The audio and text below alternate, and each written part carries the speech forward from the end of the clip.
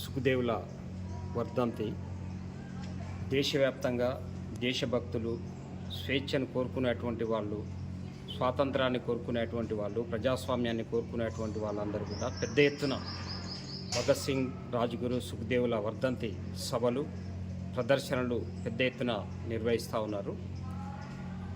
భగత్ సింగ్ కానీ, రాజ్గురు కానీ, సుఖదేవ్ కానీ నిజమైనటువంటి దేశభక్తులుగా ఈ దేశం నుండి బ్రిటిష్ సామ్రాజ్యవాదులను తరిమికొట్టాలని, ఈ దేశంలో ఉన్నటువంటి ప్రజలు పేదరికము, నిరుద్యోగము, ఆకలి, అలాగే కుల వ్యవస్థ నుండి విముక్తి పొందాలని చెప్పి కోరుకున్నటువంటి వాళ్ళు. అందుకనే భగత్ సింగ్ చాలా స్పష్టంగా చెప్పాడు, ఇంక్విలాబ్ జిందాబాద్ అని చెప్పి నినందించాడు.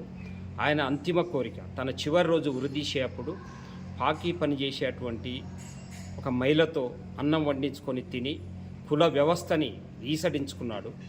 అంతేకాదు, మొత్తం దేశంలో ఆర్థిక అసమానతలు ఉండకూడదు, ఆర్థిక అసమానతలు ఉంటే అది ప్రజలు ఆకలితో అలమటించాల్సినటువంటి పరిస్థితి ఉంటుంది, దోపిడీ అనేది ఉంటుంది.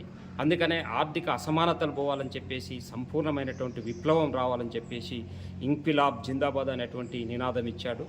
ఆయన చనిపోయే టైం వరకే లెనిన్ రాసినటువంటి ఏదైతే సామ్రాజ్యవాదానికి సంబంధించినటువంటి ఇది కానీ, ఏం చేయాలనేటువంటి గ్రంథం కానీ, ఇట్లా మార్క్సిజాన్ని అధ్యయనం చేసి ఈ దేశంలో సంపూర్ణమైనటువంటి విప్లవం తీసుకురావాలని చెప్పి కోరుకున్నటువంటి వ్యక్తి.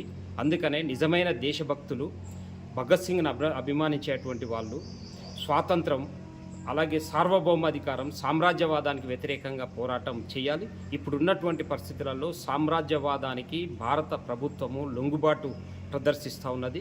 మనందరం భగత్ సింగ్ వారసులుగా భగత్ సింగ్ చూపినటువంటి మార్గంలో సామ్రాజ్యవాద వ్యతిరేక పోరాటంలో భాగస్వాములను కావాలని చెప్పి